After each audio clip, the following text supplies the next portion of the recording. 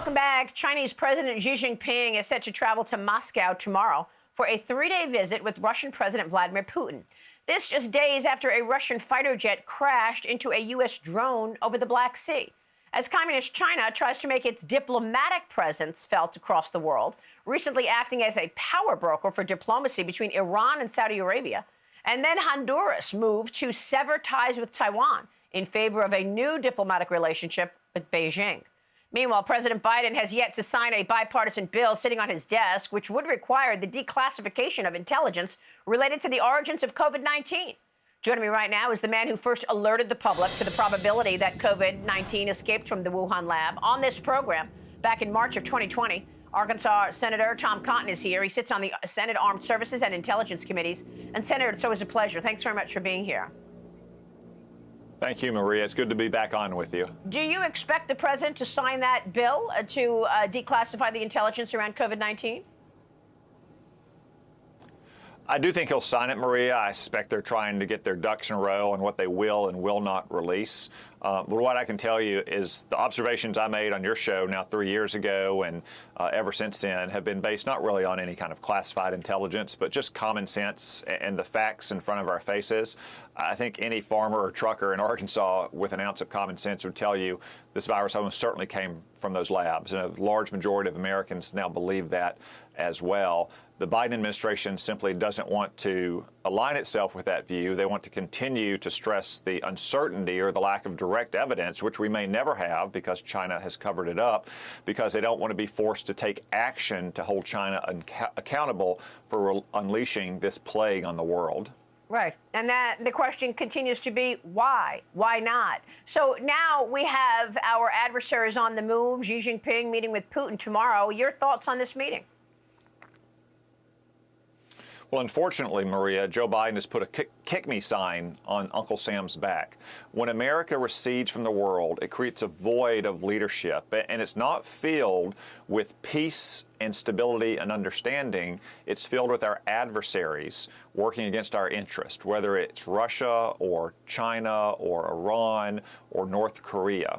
So many countries are questioning whether America is going to continue to lead the civilized world to protect our own interests and protect international stability and order that gives Americans the blessings of safety and freedom and prosperity.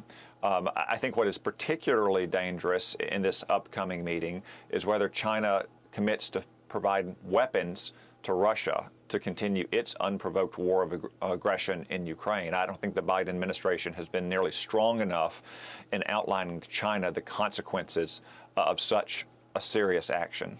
Yeah, and at the same time, we've got an economy that is weakening and weakening fast. Byron Donalds just told me that they are going to hold hearings this week in the House about what the heck happened with Silicon Valley Bank.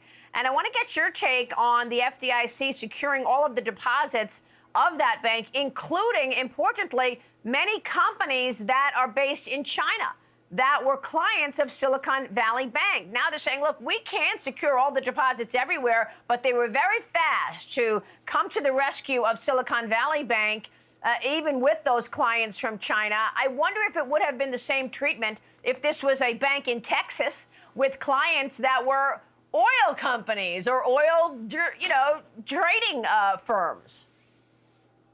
Well, Maria, just to ask the question, I think, is carrying with it its own answer. I think it's obvious to everyone that Joe Biden would not have bailed out a bank in, say, Midland, Texas, that banked almost exclusively the oil and gas industry. The failure of Silicon Valley Bank and the stress it's put on our banking sector and the economy really is Joe Biden's failures all the way down.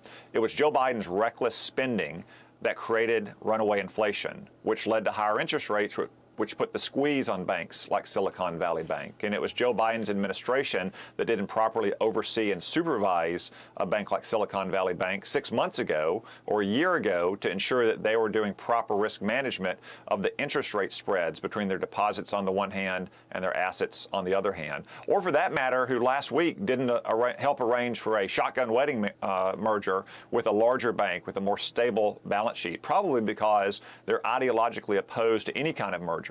So what we got instead was the Biden bank bailout, which will, in fact, be going to Chinese companies because it's well known that Silicon Valley Bank was an access point for Chinese companies to get American money. And when you have one of these bank failures, foreign depositors are supposed to be in line behind American depositors.